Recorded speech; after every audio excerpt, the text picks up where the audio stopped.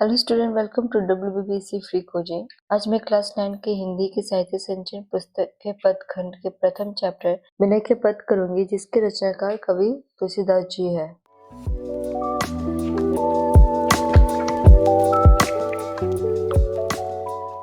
तुलसीदास जी राम भक्ति शाखा के सगुणोपासक कवि है। यहाँ पर कह रहा है कि तुलसीदास जी राम जी के जितने भी अवतार थे उन सभी का वो भक्त थे, उन सभी अवतारों के वो उपासक थे। ओके, इनका जन्म 1589 या 1532, यहाँ पे 2 ईयर्स दिए हुए हैं क्योंकि अभी भी ये फिक्स नहीं है कि तुलसीदास जी का जन्म किस समय हुआ था, इसलिए यहाँ पर इन 2 ईयर्स को माना जाता है उनका जन्म का, तो हम 1532 को ही मानेंगे। ओके, इनका जन्म 1532 ईस्वी में बादा जिले के राजापुर नामक ग्राम में हुआ था। इनका जन्म कहाँ हुआ था? बादा जिले के राजापुर नामक ग्राम में हुआ था। ये सरयू पाड़िया ब्राह्मण थे। इनके पिता का नाम आत्माराम दुबे तथा माता का नाम तुलसी था। इनका बचपन का नाम राम बोला था। इनका बचपन का नाम क्या था? राम बोला। ओके, अभुक्त मूल नक्षत्र में पैदा होने के कारण इनको इनके माता पिता ने त्याग दिया तथा इनका पालन पोषण मुनिया नाम की एक दासी ने किया। यहाँ पर एक वर्ड यूज हो रहा है, अभुक्त मूल नक्षत्र। इसका मतलब होता है कि जो ज्येष्ठ नक्षत्र है उसके अंत के 2 घड़ी को क्या बोलते हैं? अभुक्त मूल नक्षत्र बोलते हैं। इसका अर्थ होता है कि इस नक्षत्र में जो भी बालक पैदा होता है वो मांगलिक कहलाता है। इसी कारण उनके माता पिता ने उनका त्याग कर दिया था और बाद में उनका पालन पोषण किसने किया? मुनिया नामक एक दासी ने किया। किंतु कुछ दिन बाद वो मर गए और बेचारे तुलसीदास दर दर के भिखारी हो गए। संयोग से इनकी भेंट स्वामी नरहरि दास जी से हो गई। फिर तुलसीदास जी का किससे भेंट हो गया? नरहरि दास जी से हो गया। उन्होंने इन्हें राम कथा का अध्ययन कराया। बाद में तुलसीदास जी काशी चले गए एवं धार्मिक शास्त्रों का अध्ययन करने लगे। तो तुलसीदास जी को राम कथा का अध्ययन किसके द्वारा कराया गया था? नरहरि दास जी ने कराया था। बाद में वो कहाँ चले गए? काशी चले गए धार्मिक शास्त्रों अध्ययन करने के लिए। ओके, वहाँ इनके गुणों पर मुग्ध होकर दीनबंधु पाठक ने अपनी पुत्री रत्नावली का विवाह इनसे करवा दिया। तो उनका विवाह किससे हुआ था? रत्नावली से हुआ था। उस समय ये पुनः अपने घर लौट आए। तुलसीदास जी अपनी पत्नी पर इतने आसक्त थे कि उसको देखे बिना इन्हें संतोष न मिलता था। और इस मीनिंग आसक्त, किसी से अधिक प्यार करना, किसी के लत लग जाना। कब तुलसीदास जी अपनी पत्नी से इतने आसक्त थे कि उनको देखे बिना उन्हें संतोष ही नहीं मिलता था। मतलब अपनी पत्नी से बहुत ज्यादा प्रेम करते थे, उन्हें देखे बिना वो रह ही नहीं पाते थे। एक बार वो इनसे बिना कहे ही अपने पीहर चली गई। तुलसीदास जी को जब ये ज्ञान हुआ तो ये रात्रि में ही नदी नाले पार करके उसके पास जा पहुंचे। एक बार क्या हुआ कि उनकी पत्नी पीहर चली गई थी और जैसे तुलसीदास जी को पता चला कि उनकी पत्नी पीहर चली गई है, वो रात में ही नदी नाले पार करके उनके पास पहुंच गए। रत्नावली ने इनको इस प्रकार आने के लिए धिक्कारा तथा कहा, अस्ति जन्म मैं देय तासु ऐसी प्रीति, ऐसे हो श्री राम तो होत ना है भयभीत। यहाँ पर रत्नावली तुलसीदास जी को धिक्कारते हुए कहती है कि मेरे इस हाड़ मांस के शरीर के प्रति जितनी तुम्हारी आसक्ति है, प्रेम है, उसकी आधी भी अगर प्रभु से होती तो तुम्हारा जीवन संवर जाता। इन शब्दों को सुनकर तुलसीदास के ज्ञान नेत्र खुल गए। उन्होंने गृहस्थी को छोड़कर काशी में राम भजन करना आरंभ कर दिया और तभी तुलसीदास जी ने अपने गृहस्थी जीवन का त्याग कर दिया और राम भजन करना आरंभ कर दिया। वे अयोध्या भी गए। स्वतः 1680 में इनका स्वर्गवास हो गया। इस संबंध में ये दोहा प्रसिद्ध है। स्वतः 1680 80 गंग के तीर, श्रावण कृष्ण 30 सने, तुलसी त्याजो शरीर। अर्थात यह दोहा स्वतः 1680 में लिखी गई थी और यह दोहा गंगा के तट पर लिखी गई थी। श्रावण कृष्ण 30 सने, तुलसी त्याजो शरीर। यह दोहा श्रावण महीने की सप्तमी के दिन लिखा गया था, जिस दिन तुलसीदास ने अपना शरीर को त्यागा था। तुलसीदास द्वारा रचित कुछ कृतियां यहाँ पर दी गई है। रामचरितमानस, विनय पत्रिका, कवितावली, गीतावली, भैरव रामायण, वैराग्य संदीपनी, रामलला नचहु, दोहावली, पार्वती मंगल, जानकी मंगल आदि। तुलसीदास जी ने अपने काव्य में ईश्वर भक्ति, समाज सुधार, जनप्रिय राजनीति, पारस्परिक कर्तव्य और मानवता के उच्चतम आदर्श स्थापित किए हैं।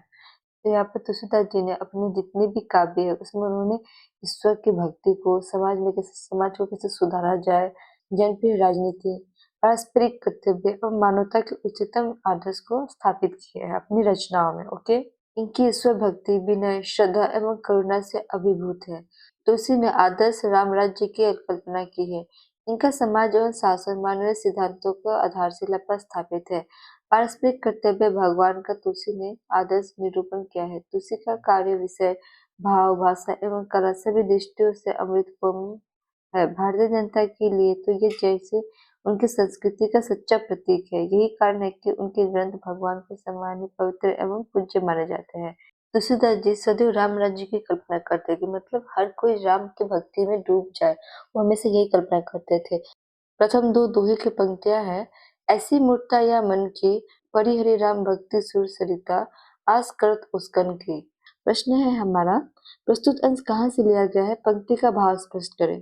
उत्तर होगा, प्रस्तुत अंश तुलसीदास के विनय पत्रिका से लिया गया है। तुलसीदास कहते हैं कि ये तो मन की मूर्खता ही है जो राम के भक्ति रूपी गंगा को छोड़कर अन्य देवताओं को भक्ति रूपी उसकन से अपना प्यास बुझाने की आशा करते हैं। यहाँ पर कबीर राम के भक्ति को गंगा नदी से तुलना करे और अन्य देवताओं की भक्ति को एक को ओस के बूंद के बराबर कह रहे हैं। तो यहाँ पर कवि कहते हैं कि राम की भक्ति गंगा नदी के तरह है और अन्य देवताओं की भक्ति ओस के बूंद की तरह है। तो अगर आपको भक्ति से अपनी प्यास बुझानी है तो आप राम की भक्ति करें। फिर नेक्स्ट हुआ है, धूम समोनि की चातक जो त्रिसित जानी मति घन की, नहीं त शीतलता न बारी, पुनि हानि होत लोचन की। यहाँ पर प्रश्न है, प्रस्तुत पंक्ति के रचनाकार कौन है, पंक्ति का भाव स्पष्ट करें। उत्तर होगा, प्रस्तुत पंक्ति के रचनाकार भक्ति कवि तुलसीदास है। तुलसीदास कहते हैं कि चातक पक्षी धुएं को देखकर उसे बादल समझ अपनी प्यास बुझाना चाहता है, लेकिन वह उसे न तो शीतलता ही मिलती है और न जल ही। धुएं के कारण वो अपनी आंखों को भी कष्ट पहुंचाता है।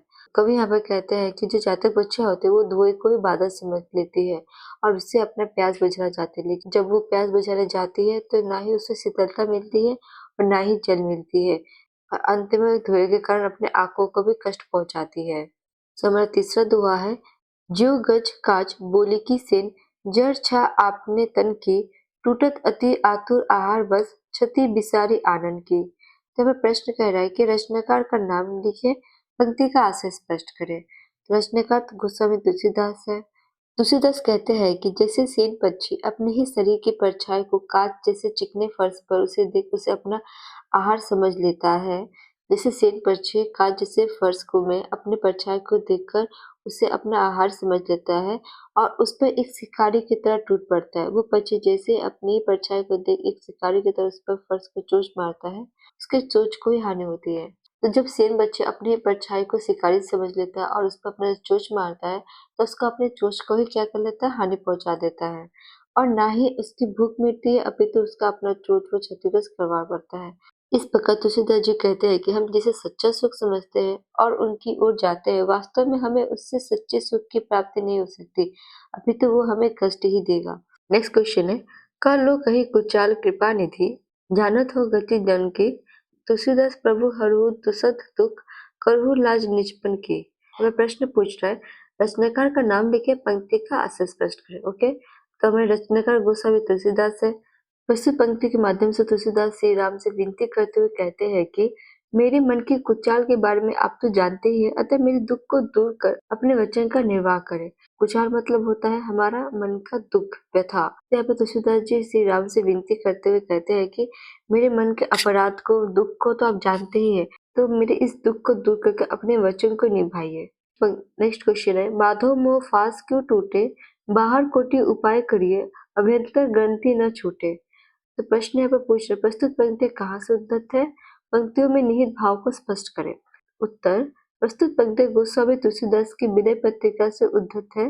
पद की इन पंक्तियों में तुलसीदास कहते हैं कि हे प्रभु, मेरी मोह रूपी इस फांसी कब छूटेगी। बाहर से मैं कितने ही उपाय कर ली, अंदर की एक गांठ छूटने वाली नहीं है। तो इन पंक्तियों में तुलसीदास जी भगवान श्री राम से ये प्रश्न पूछते हुए कहते हैं कि मेरी जो मोह रूपी फांसी है ये कब मेरे से छूटेगी। मैं बाहर से चाहे कितना भी भगवान का नाम रचूं, कितना ही उपाय कर लूं, लेकिन अंदर से जो ये मोह का गांठ है इससे मैं कैसे छुटकारा पाऊं। नेक्स्ट क्वेश्चन है, धृत पूरण करा अंतर्गत, शशि प्रतिबिंब दिखावे, ईंधन अनल लगाए कल्पसत, औटत नाश न पावे। तो क्वेश्चन पूछ रहा है, पंक्तियों के रचनाकार का नाम लिखे, पंक्तियों का भाव स्पष्ट करें। उत्तर होगा, इन पंक्तियों के रचनाकार गोस्वामी तुलसीदास है। इन पंक्तियों के माध्यम से तुलसीदास ये कहना चाहते हैं कि जिस प्रकार से भरी कढ़ाई में चंद्रमा की जो परछाई होती है वो 100 कल्प तक ईंधन और आग लगाकर औटने से भी नष्ट नहीं हो सकती। इस पंक्ति के माध्यम से तुलसीदास जी कहना चाहते हैं कि जिस प्रकार भरी कढ़ाई में चंद्रमा के परछाई को अगर 100 साल तक भी ईंधन या फिर आग लगाकर उसको उबालने की कोशिश करें, तब भी हम उसको नष्ट नहीं कर पाएंगे। उसी प्रकार जब तक मोह रहेगा तब तक हम बंधन के आवागमन को रोक नहीं पाएंगे। आवागमन मतलब क्या होता है? आना जाना। ओके, तो हमें मोह का अपना त्यागना होगा। जब तक हम अपने मोह को नहीं त्यागेंगे तब तक हम दूसरों से जो बंधन है उसको भी हम नहीं त्याग पाएंगे, वो भी आता जाता ही रहेगा। नेक्स्ट है, तरु कोटर माँ बस बिहंग, तरु काटे मरे न जैसे, साधन करिए विचारहीन, मन सुधत होई नहीं तसे। यहाँ पर प्रश्न है, रचनाकार का नाम लिखे, पंक्ति का भाव स्पष्ट करें। उत्तर, रचनाकार गोस्वामी तुलसीदास है। तुलसीदास कहते हैं कि जिस प्रकार किसी पेड़ के कोटर में रहने वाले पक्षी को पेड़ काटने से भी नहीं मारा जा सकता, उसी प्रकार बाहर से कितने भी साधन क्यों न किए जाए, पर बिना विवेक के ये मन कभी शुद्ध होकर एकाग्र नहीं हो सकता। यहाँ पर कभी कहते हैं कि जो पेड़ के कोटर में पक्षी रहता है, पेड़ को काट भी देंगे तभी भी उससे मारा नहीं जा पाएगा। उसी प्रकार बाहर से आप कितना भी साधन कर ले, कितना भी उपाय कर ले, पर बिना ज्ञान के, बिना बुद्धि के ये मन कभी शुद्ध होकर एकाग्र नहीं हो सकता है। तो आपको अपने बुद्धि से अपने मन को शुद्ध करना होगा। बिना अपनी बुद्धि लगाए अपने मन को आप शुद्ध नहीं कर पाएंगे। नेक्स्ट क्वेश्चन है, अंतर मलिन विषय मन अति, तन पावन करिए पखारे, मरे न उरग अनेक जतन, बल्मीकि विविध विधि मारे। प्रश्न है, प्रस्तुत अंश के रचनाकार का नाम लिखे, पंक्ति में निहित आशय स्पष्ट करें। उत्तर, प्रस्तुत अंश के रचनाकार गोस्वामी तुलसीदास है।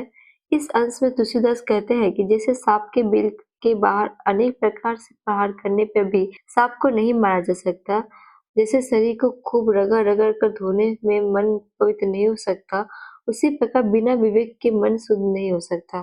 तो यहाँ पर कवि कहते हैं कि जिस प्रकार सांप के बिल के बाहर किसी प्रकार से आप उस पर प्रहार करें, सांप को आप नहीं मार सकते, शरीर को आप खूब रगड़ रगड़ के भी धोने से मन को पवित्र नहीं कर सकते, उसी प्रकार बिना बुद्धि के आप अपने मन को शुद्ध नहीं कर पाएंगे। नेक्स्ट क्वेश्चन है, तुलसीदास हरि गुरु करुणा बिनु, विमल विवेक न होई, बिनु विवेक संसार धोर निधि, पार न पावे कोई। प्रश्न है, कवि का नाम लिखे, पंक्ति के भाव को स्पष्ट करें। उत्तर, कवि गोस्वामी तुलसीदास है। प्रस्तुत पंक्ति में तुलसीदास कहते हैं कि जब तक भगवान और गुरु की करुणा हमारे ऊपर नहीं होगी तब तक विवेक नहीं होगा। बिना विवेक के कोई इस घोर संसार में पार नहीं हो सकता। तो यहाँ पर तुलसीदास जी कहते हैं, जब तक भगवान और गुरु का हमारे ऊपर दया नहीं आएगा तब तक हमें विवेक नहीं होगा, हमें बुद्धि नहीं हो पाएगा, और बिना बुद्धि के संसार को पार करना, संसार को जीना ये असंभव है। नेक्स्ट क्वेश्चन है, अस कछु समुझी परत रघुराया, बिनु तव कृपा दयालु, दास हित मुँह न छूटे माया। क्वेश्चन है, दयालु किसे कहा गया है, पंक्ति का भाव स्पष्ट करें। दयालु श्री राम को कहा गया है। तुलसीदास कहते हैं कि हे रघुनाथ, अब मुझे ऐसा कुछ समझ आता है कि बिना तुम्हारी कृपा के को न तो मोह छूट सकती है और न ही माया। यहाँ पर कवि कहते हैं कि हे प्रभु राम, मुझे अब ऐसा लगने लग गया है कि आपकी कृपा के बिना न ही आपके भक्तों का मोह छूटेगा और न ही माया। ओके, नेक्स्ट क्वेश्चन है, वाक्य ज्ञान अत्यंत निपुण भव, पार न पावे कोई, निसी गृह मध्य दिव्य की बातन, तब निर्भीत नहीं हुई। प्रश्न है, पंक्ति का रचनाकार कौन है, पंक्ति में निहित आशय स्पष्ट करें। पंक्ति के रचनाकार गोस्वामी तुलसीदास है। पंक्ति का निहित आशय यह है, जिस प्रकार रात के समय घर में केवल दीपक की बातें करने से अंधेरा दूर नहीं होता, वैसे ही कोई वाचक ज्ञान में कितना ही निपुण क्यों न हो, संसार सागर को पार नहीं कर सकता। तो कवि यहाँ पर कहते हैं कि जिस प्रकार रात के समय दीपक की बातें करने पर भी अंधेरा दूर नहीं होगा, इसी प्रकार आप कितने भी ज्ञानी क्यों ना हो, बिना राम के भक्ति का आप संसार के सागर को पार नहीं कर सकते। नेक्स्ट क्वेश्चन है, जैसे कोई एक दिन दुखित अति, असनहीन दुख पावे, चित्र कल्प तरु काम धेनु गृह, लिखे न विपत्ति न साबे। प्रश्न है, पंक्ति के रचनाकार कौन है, पंक्ति में निहित आशय स्पष्ट करें। उत्तर, पंक्ति का रचनाकार गोस्वामी तुलसीदास है। पंक्ति का निहित आशय है, जिस प्रकार एक व्यक्ति जो भोजन के अभाव में दुख पा रहा हो, उसके कष्टों का निवारण घर में कल्पतरु या कामधेनु के चित्र बनाकर नहीं किया जा सकता। कल्पतरु का मतलब होता है ऐसा वृक्ष जो अपनी एक इच्छाओं को पूरा करे, और कामधेनु का अर्थ होता है स्वर्ग में ऐसा गाय जो आपकी सभी इच्छाओं को पूरी करे। यहाँ पर कवि कहते हैं कि तो इच्छाओं को पूरी करने वाले जो पेड़ है या फिर गाय है, उसका अगर घर पे चित्र बना देंगे, आपके कष्टों को दूर नहीं हो सकता है। यहाँ पर कवि का कहने का यही अर्थ है। सत्रस बहु प्रकार भोजन को दिन अरु रैन बखाने, बिनु बोले संतोष जनित सुख, खाए सोर पे जाने। क्वेश्चन है, सत्रस क्या है? पंक्ति का अर्थ क्या है? सत्रस का अर्थ है 6 प्रकार के स्वाद, मीठा, नमकीन, कड़वा, तीता, कसेला और खट्टा। तुलसीदास कहते हैं कि भोजन करने के बाद जो संतुष्टि होती है, वो संतुष्टि केवल 6 रसों से परिपूर्ण भोजन को बातें करने से नहीं हो सकती। यहाँ पर कवि कहते हैं कि भोजन करने के बाद जो हमें संतुष्टि होती है, उसका संतुष्टि हम सिर्फ 6 प्रकार के स्वादों के बारे में ही बातें करें तो उससे हमें नहीं हो सकती है। इन 6 प्रकार के स्वादों के सुख को वही जानता है जिसे खाया है, और इन 6 प्रकार के स्वादों को उससे ही पता चल सकता है जो भोजन किया है। ओके, नेक्स्ट क्वेश्चन है, जब लगी नहीं निज हृदय प्रकाश अरु विषय आस मन माही, तुलसीदास तब लगी जग जोनि भ्रमत सपने हो सुख सुनाही। प्रश्न है, रचनाकार का नाम लिखे, पंक्ति का भाव स्पष्ट करें। उत्तर, रचनाकार का नाम गोस्वामी तुलसीदास है। तुलसीदास कहते हैं कि जब तक हृदय में ज्ञान रूपी प्रकाश नहीं होगा, मन विषय वासनाओं में ही भटकता रहेगा, तब सपने में भी सुख की प्राप्ति नहीं होगी तथा इस जगत की विभिन्न योनियों में जन्म लेकर भटकना पड़ेगा। यहाँ पर तुलसीदास का कहना है, जब तक आप अपने मन के हृदय में प्रकाश नहीं डालेंगे, तब तक आपका मन अन्य बातों के लिए भटकता ही रहेगा और इससे आपको सपने में भी सुख नहीं मिलेगा और इस जगत में आपको अलग अलग योनियों में जन्म लेता ही रहना पड़ेगा। नेक्स्ट क्वेश्चन है, कब कहूँ हाँ यही रहीने रही गो, श्री रघुनाथ कृपालु कृपाते संत स्वभाव गहा गो। पंक्ति के रचनाकार का नाम लिखिए, पंक्ति का स्पष्ट करें। पंक्ति के रचनाकार गोस्वामी तुलसीदास है। गोस्वामी तुलसीदास कहते हैं कि भला मैं कब तक इस दशा में रहूंगा, कब मेरे ऊपर श्री रघुनाथ की कृपा होगी तथा उनकी कृपा से मैं संतों के स्वभाव को ग्रहण कर पाऊंगा। यहाँ पे कवि कहते हैं कि भला मैं कब तक इस दशा में रहूंगा, कब तक मेरे मन भटकते रहेंगे, कब मुझे प्रभु श्री राम की कृपा दृष्टि होगी और संतों की तरह मैं अपने जीवन को व्यतीत कर पाऊंगा, यानी संसारी मोह माया का त्याग कर पूरी तरह से भगवान की भक्ति में लीन हो जाना। नेक्स्ट क्वेश्चन है, जथा लाभ संतोष सदा काहू सो कछु न चाहगो, परिहित निरत निरंतर मन कब वचन नेम निभिहिंगो। प्रश्न है, पंक्ति कहाँ से उद्धृत है, पंक्ति का अर्थ लिखे। उत्तर, प्रस्तुत पंक्ति तुलसीदास के विनय पत्रिका से उद्धृत है। तुलसीदास कहते हैं कि जब श्री राम की कृपा होगी तो मैं संतों के स्वभाव को ग्रहण कर लूंगा, मुझे जितना मिलेगा उसी में मैं संतोष कर लूंगा, किसी से कुछ ना चाहूंगा, दूसरों की भलाई में रत रहकर मन वचन और क्रम के नियमों का पालन करूंगा। कवि कहते हैं कि वो श्री राम की कृपा से संतों के स्वभाव को भी ग्रहण कर लेंगे और उन्हें जितना मिलेगा उसी में संतुष्ट रहेंगे, उसी में खुश रहेंगे, किसी से कुछ भी नहीं कहेंगे और दूसरों के भलाई के लिए हमेशा मन से, वचन से और कर्म से पालन करेंगे। नेक्स्ट क्वेश्चन है, परुष वचन अति दुसह श्रवण सुनी, तेहि पावक न दहिंगो, विगत मान सम शीतल मन, पर गुण नहीं दोष कहा गो। प्रश्न है, कवि का नाम लिखे, पंक्ति का भाव स्पष्ट करें। उत्तर, कवि भक्ति काल के शिरोमणि कवि गोस्वामी तुलसीदास है। पद के इस अंश में तुलसीदास कहते हैं कि श्री राम की कृपा होने पर मैं दूसरों के कठोर असह्य वचन सुनकर भी उसकी आग में नहीं जलूंगा। यहाँ पर कवि कहते हैं कि श्री राम की कृपा होने पर दूसरों द्वारा कठोर वचन सुनकर भी वो उसकी आग में नहीं जलेंगे। अपने मन को भूलकर मन को शीतल रखूंगा, वो अपने मान को भूलकर मन को शीतल रखेंगे तथा जीवन में आने वाले सुख दुख दोनों को समान भाव से ग्रहण करेंगे और तथा जीवन में जो भी सुख आएंगे दुख आएंगे उसको समान भाव से ग्रहण करेंगे।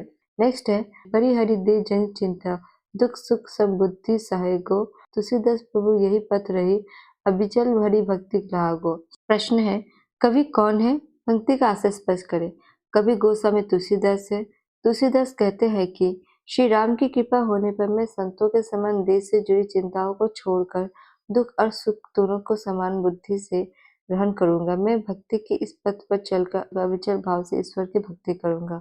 यहाँ पर कवि कहते हैं कि अगर श्री राम की कृपा दृष्टि होती है, वो संतों की तरह देश से जुड़ी सभी चिंताओं को छोड़ देंगे, दुख और सुख दोनों को समान बुद्धि से ग्रहण करेंगे और भक्ति के रास्ते पर चलकर वो अविचल भाव से ईश्वर की भक्ति करेंगे। सो ये चैप्टर यहीं पे समाप्त होता है।